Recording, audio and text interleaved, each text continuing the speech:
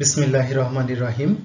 সুপ্রিয় শিক্ষার্থীবৃন্দ, নবম অধ্যায় প্লান্ট ফিজিওলজি অর্থাৎ উদ্ভিদ শরীরতত্ত্বর ফটোসিনথেসিস অংশটি নিয়ে আমি আলোচনা করছিলাম। ইতিপূর্বে আমি ফটোসিনথেসিসের প্রথম লেকচারটি দিয়েছি। আজকে ফটোসিনথেসিস তথা সালোকসংশ্লেষণের দ্বিতীয় লেকচারটি দিব এবং এই দ্বিতীয় লেকচারে আমরা যে বিষয়টি সম্পর্কে জানব সেটি হলো সালোকসংশ্লেষণের আলোক পর্যায়।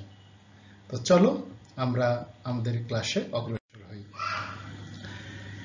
দেখো, সালোকসংশ্লেষণ যে প্রসেস, সে প্রসেস সংজ্ঞাটি আমি প্রথম লেকচারে দিয়েছি এবং তার রিয়াকশনগুলো দেখিয়েছি যে কিরকম টোটালি ফটোসিনথেসিস প্রসেসটা কি উপায়ে হয়ে থাকে। এখন এই সালোকসংশ্লেষণের যে প্রক্রিয়াটি, এই প্রক্রিয়াটি কে দুটি ভাগে বিভক্ত করেন বিজ্ঞানী ব্ল্যাকম্যান। ঠিক আছে, এই যে বিজ্ঞানী ব্ল্যাকম্যান, ইনি কি করেন, সালোকসংশ্লেষণ প্রক্রিয়াকে দুটি ভাগে বিভক্ত করেন। কি দুটি পর্যায়? একটি হলো আলোক নির্ভর পর্যায় বা ফটোফসফোরাইলেশন পর্যায়, আরেকটি হলো আলোক নিরপেক্ষ অধ্যায় বা কার্বন বিজারণ অধ্যায়। অর্থাৎ সালোকসংশ্লেষণের ক্ষেত্রে মোট কথা এটুকু আগে মনে রাখো, একটা হলো আলোক নির্ভর পর্যায়, অর্থাৎ যে পর্যায়ের জন্য আলোকের উপস্থিতিটা মাস্ট লাগবেই, সেটা হলো আলোক নির্ভর পর্যায়, এবং আলোক নিরপেক্ষ অধ্যায় বা কার্বন বিজারণ অধ্যায়। এখন একটা প্রশ্ন আছে, আলোক নিরপেক্ষ অধ্যায় বা কার্বন বিজারণ অধ্যায়, বা এটাকে অন্ধকার পর্যায়ে বলা হয়, এটা কি অন্ধকারই হবে বা আলোর অনুপস্থিতিতে ঘটবে? এমনটি নয়। আসলে এই দশাটি হওয়ার জন্য আলোর প্রয়োজন পড়ে না, এই জন্য এটাকে আলোক নিরপেক্ষ অধ্যায় বা কার্বন বিজারণ অধ্যায় বলা হচ্ছে। আজকের যে লেকচার সেটা আমি আলোক নির্ভর পর্যায় নিয়ে আলোচনা করব এবং আলোক নির্ভর পর্যায়ের একটি অংশ সম্পর্কে তোমাদেরকে ধারণা দেব। এখানে সালোকসংশ্লেষণের এই চিত্রটাতে পুরো প্রসেসটা দেখানো হচ্ছে। ঠিক আছে, এখানে দেখো, এইটা হলো ধরো একটা ক্লোরোপ্লাস্টের ছবি দেওয়া হয়েছে। ঠিক আছে, ক্লোরোপ্লাস্টের মধ্যে এই যে অংশটুকু, এটা হলো গ্রানাম, যেটার এক একটা চাকতি হলো থাইলাকয়েড। এই থাইলাকয়েডেই লাইট রিয়াকশন তথা আলোক পর্যায় সংঘটিত হয়। আর ক্লোরোপ্লাস্টের যে স্ট্রোমা অঞ্চল, সেই স্ট্রোমা অঞ্চলে অন্ধকার পর্যায়টি সংঘটিত হয়। আলোক পর্যায়ে মূলত যেটি ঘটে সেটা হলো, আলোক পর্যায় থেকে দেখো এটিপি এবং NADPH এই দুটো তৈরি হবে এবং এই দুটোকে কাজে লাগিয়ে একটা নির্দিষ্ট সাইকেল, আমরা পরবর্তীতে সেই সাইকেলগুলো নিয়ে আলোচনা করব, নির্দিষ্ট সাইকেলের মাধ্যমে কি করবে, তোমার এই যে ADP উৎপন্ন হবে এবং শেষমেশ যেটা ঘটবে যে তোমার এই যে এখানে সুগার অর্থাৎ শর্করা তৈরি হবে, কার্বন ডাই অক্সাইড মুক্ত হবে ইত্যাদি। তো আমরা আজকে এই জায়গাটা আলোচনা করব না, আমাদের আলোচনার বিষয় হবে আজকে লাইট রিয়াকশন। ঠিক আছে, আমরা এই দিকটাতে আমরা নজর দিব।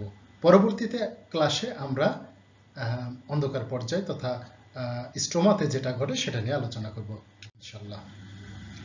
তাহলে আলোক পর্যায় বা আলোক নির্ভর পর্যায় বা ফটোফসফোরিলেশন পর্যায়, এই পর্যায়ে মূলত যেটি ঘটে, এখানে ক্লোরোফিলের উপস্থিতিটা প্রয়োজন হয়। ক্লোরোফিলের সহায়তায় দেখো কি হয়, সূর্যের যে আলোক শক্তি, সে আলোক শক্তিটা রাসায়নিক শক্তিতে পরিণত হয়। সালোকসংশ্লেষণে তাহলে আলোক পর্যায়ে যেটি কি ঘটে, যে ক্লোরোফিলের সহায়তায় সূর্যের আলোক শক্তি রাসায়নিক শক্তিতে রূপান্তরিত হয়। অর্থাৎ এখানে যেটি হবে সেটা হলো এটিপি এবং NADPH2 উৎপন্ন হয়। এই যে এটিপি এবং NADPH2 উৎপন্ন হলো, এই উৎপন্ন এই রাসায়নিক উপাদানটাকে বলা হয় আত্তীকৃত শক্তি বা অ্যাসিমিলেটরি পাওয়ার। এবং এটি কোথায় ঘটবে? আলোক পর্যায়ে এই যে ঘটনাটা ঘটবে, এটা ঘটবে ক্লোরোপ্লাস্টের গ্রানামে। একটু আগে যেটা দেখালাম যে এই যে চাকতিগুলা, এই চাকতিগুলা, এগুলো হলো গ্রানাম এবং এক একটা চাকতিকে কি বলে? থাইলাকয়েড বলে, তাই না? এই থাইলাকয়েডের তোমার আলোক পর্যায়টা সংঘটিত হবে। এই আলোক পর্যায় সংঘটিত হওয়ার ক্ষেত্রে যেটা যে থাইলাকয়েডটা ব্যবহৃত হয় সেই থাইলাকয়েডের ভিতরে তোমার রঞ্জক পদার্থ, ইলেকট্রন বাহক, এনজাইম ইত্যাদি বিভিন্ন মানে যে এনজাইম বিভিন্ন সমন্বয়ে একটি একক গঠন তৈরি হয়, যেটাকে ফটোসিস্টেম বা পিগমেন্ট সিস্টেম বলে। এই পিগমেন্ট সিস্টেম বা ফটোসিস্টেমটা আলোক পর্যায়ের জন্য খুব গুরুত্বপূর্ণ। এই ফটোসিস্টেমটা আমরা একটু পর দেখাবো যে এর ভিতর আসলে কি কি থাকে। যাই হোক, যে ফটোসিস্টেমের টা দুই ধরনের হয়, একটা হলো PS1 তথা ফটোসিস্টেম 1 বা পিগমেন্ট সিস্টেম 1 এবং PS2 বা ফটোসিস্টেম 2। প্রত্যেকটা সিস্টেম অর্থাৎ পিগমেন্ট সিস্টেম 1 এবং পিগমেন্ট সিস্টেম 2 উভয়ের কি থাকবে, একটা আলোক শোষণ অংশ থাকবে, that is light harvesting part, যেটা আলোককে কি করবে, আলোককে শোষিত করে নেবে, এটাকে বলা হয় লাইট হারভেস্টিং পার্ট। তারপরে থাকবে কি বিক্রিয়া কেন্দ্র তথা রিয়াকশন সেন্টার, এই যে আলোক শক্তিটা সংগ্রহ করবে, সংগ্রহ করে এটা তার নির্দিষ্ট বিক্রিয়া কেন্দ্রে পাঠাবে, এই বিক্রিয়া কেন্দ্র তখন কাজটা করবে এবং ইলেকট্রন ট্রান্সপোর্ট সিস্টেম আরেকটা থাকবে। আমরা একটু অগ্রসর হতে পারবো অনেকটা। দেখো, এই যে তিনটা জিনিস বলা হলো, এটার পিগমেন্ট সিস্টেম 1 যদি হয় তাহলে এর আলোক শোষণ রঞ্জক হলো ক্লোরোফিল A683, ক্যারোটিন জ্যান্তোফিল। ঠিক আছে, অর্থাৎ পিগমেন্ট সিস্টেম 1 ক্লোরোফিল এর 683, ক্যারোটিন এবং জ্যান্তোফিল এই রঞ্জকগুলো শোষণ করে। পিগমেন্ট সিস্টেম 1 এর বিক্রিয়া কেন্দ্র হলো, এটা মনে রাখবা, খুব important, P700। Electron transport system এখানে থাকে FD অর্থাৎ ফেরিডক্সিন, PQ অর্থাৎ প্লাস্টোকুইনন, CYT-B6 অর্থাৎ সাইটোক্রোম B6, সাইটোক্রোম F এবং প্লাস্টোসায়ানিন। ইলেকট্রন ট্রান্সপোর্ট সিস্টেমে এই বাহকগুলো থাকে। আর যদি পিগমেন্ট সিস্টেম 2 হয় সেক্ষেত্রে কি কি থাকবে, এর আলোক শোষণ রঞ্জক হলো ক্লোরোফিল A673, অর্থাৎ এটা ছিল 683, অর্থাৎ এই তরঙ্গদৈর্ঘ্য বিশিষ্ট আলোটা ভালো শোষণ করতে পারে। আর পিগমেন্ট সিস্টেম 2 ক্লোরোফিল A673 এই তরঙ্গদৈর্ঘ্য বিশিষ্ট আলোটা ভালো শোষণ করে এবং ক্লোরোফিল B শোষণ করে, এটা মনে রাখবা, পিগমেন্ট সিস্টেম 2 ক্লোরোফিল B শোষণ করে। এর বিক্রিয়া কেন্দ্রকে বলা হচ্ছে P680, যেটা পিগমেন্ট সিস্টেম 1 এ ছিল P700, এখানে পিগমেন্ট সিস্টেম 2 এর বিক্রিয়া কেন্দ্র হলো P680 এবং এর ইলেকট্রন ট্রান্সপোর্ট সিস্টেম হলো, এই যে দেখো, ফিওফাইটিন, PH মানে ফিওফাইটিন, ফেরিডক্সিন, প্লাস্টোকুইনন, সাইটোক্রোম F, প্লাস্টোসায়ানিন এবং NADP রিডাক্টেজ, এগুলো। ঠিক আছে, এগুলো কোথায় থাকে, থাইলাকয়েড যে মেমব্রেন থাকে সেখানে সুশৃঙ্খলভাবে সজ্জিত থাকে এই ইলেকট্রন যে বাহকগুলা সেগুলো।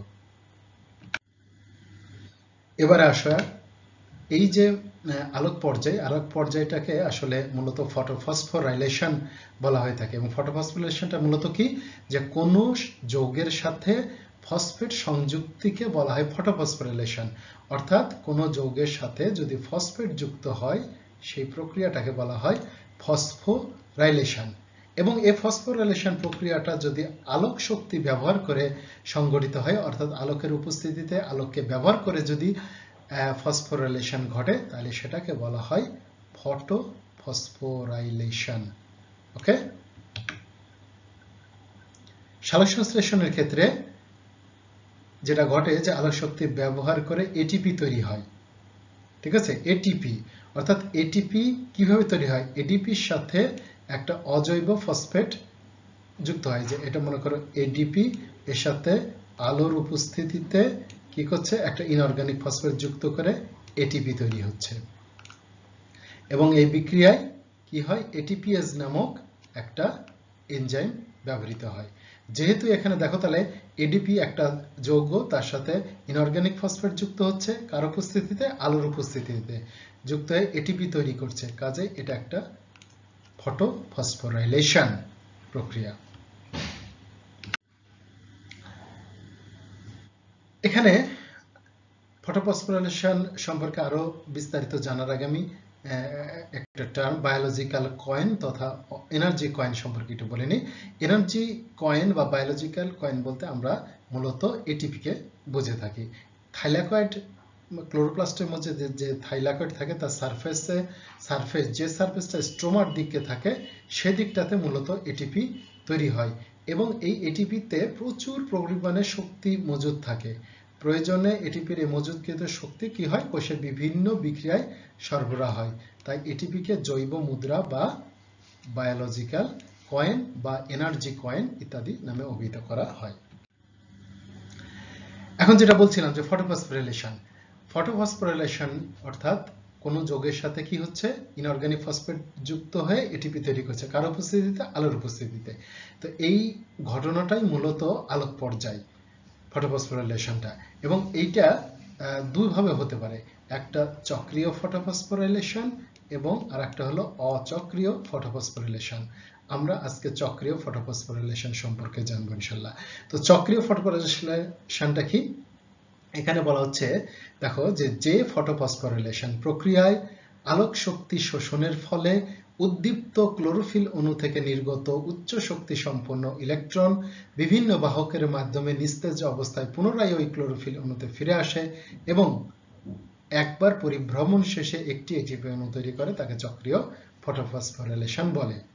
আর অচক্রিয়তে বুঝতে পারছো যে এরকম চক্রাকারে কোনো কিছু ঘটবে না। এটা আমরা অচক্রীয় ফটোফসফোরিলেশনটা পরের ক্লাসে আলোচনা করব। আজকে আমরা চক্রীয় ফটোফসফোরিলেশন সম্পর্কে আলোচনা করি। যদিও আমি এই চক্রীয় ফসফোরিলেশনের সংজ্ঞাটা একবার বলে দিলাম, এটা ব্যাখ্যা দিই, তোমরা দেখবে ক্লিয়ার হয়ে যাবে। দেখো আবার আমি সংজ্ঞাটা একটু বলার চেষ্টা করি। বলা হচ্ছে কি যে ফটোফসফোরিলেশন প্রক্রিয়ায় ক্লোরোফিল অণু থেকে নির্গত উচ্চ শক্তি সম্পন্ন ইলেকট্রন বিভিন্ন বাহকের মাধ্যমে বাহিত হয়ে পুনরায় ওই ক্লোরোফিল অণুতে ফিরে আসে এবং প্রতিমধ্যে এখনো এটিপি তৈরি করে, তাকে চক্রীয় ফটোফসফোরিলেশন বলে। দেখো ধরো এই যে PS1, মনে রাখবা চক্রীয় ফটোফসফোরিলেশনে শুধুমাত্র পিগমেন্ট সিস্টেম 1 ব্যবহৃত হবে, যেটা যদি অচক্রীয় হতো তাহলে কিন্তু পিগমেন্ট সিস্টেম 1 এবং পিগমেন্ট সিস্টেম 2 উভয় ব্যবহৃত হতো। তাহলে এখানে একটা জিনিস প্রথমে মনে রাখতে হবে যে চক্রীয় ফটোফসফোরিলেশনের ক্ষেত্রে শুধুমাত্র পিগমেন্ট সিস্টেম 1 ব্যবহৃত হবে। এবং আমরা একটু আগেই দেখেছিলাম যে পিগমেন্ট সিস্টেম 1 এর যেটা বিক্রিয়া কেন্দ্র সেটা কি P700। ওকে, এখন এই পিগমেন্ট সিস্টেম 1 কি করবে, সূর্যের আলো শোষণ করবে, শোষণ করে তার বিক্রিয়া কেন্দ্র P700-তে আলোক শক্তিটা প্রেরণ করবে। ফলে ক্লোরোফিল অণুটা যেটা শোষিত হলো সেই ক্লোরোফিল অণু উত্তেজিত অবস্থায় দুটো ইলেকট্রন নির্গত করবে এবং এই ইলেকট্রনটা ফেরিডক্সিন কর্তৃক একটি ইলেকট্রন গ্রাহক কর্তৃক গৃহীত হবে। এখানে খুব খেয়াল করো ঘটনাটা কি ঘটলো, পিগমেন্ট সিস্টেম 1 আলোক শক্তি শোষণ করলো, সে আলোক শক্তিটা তার বিক্রিয়া কেন্দ্র P700-তে প্রেরণ করলো, তখন ক্লোরোফিল অণু উত্তেজিত হয়ে দুটো ইলেকট্রন ত্যাগ করলো এবং সেই ইলেকট্রন গ্রহণ করলো ফেরিডক্সিন। অর্থাৎ ফেরিডক্সিন একটি ইলেকট্রন গ্রাহক, ক্লোরোফিল থেকে নির্গত উচ্চ শক্তি সম্পন্ন ইলেকট্রন ফেরিডক্সিন গ্রহণ করলো। এখানে তোমরা যেটা ভুল করো, আমি অনেক খাতা দেখেছি, তোমরা এভাবে লেখো যে পিগমেন্ট সিস্টেম 1 দুটি ইলেকট্রন নির্গত করে ফেরিডক্সিনে পরিণত হয়। আসলে কি তাই হলো? নো, এটা না। তোমাকে বলতে হবে যে পিগমেন্ট সিস্টেম 1 আলোক শক্তি শোষণ করে তার বিক্রিয়া কেন্দ্র P700-তে প্রেরণ করে, P700-তে প্রেরণ করলে তখন ক্লোরোফিল অণুটা উত্তেজিত হয়, দুটা ইলেকট্রন ত্যাগ করে, ইলেকট্রনটা ফেরিডক্সিন কর্তৃক একটা ইলেকট্রন গ্রাহক, সেটা সেই ইলেকট্রন গ্রাহক কর্তৃক গৃহীত হয়।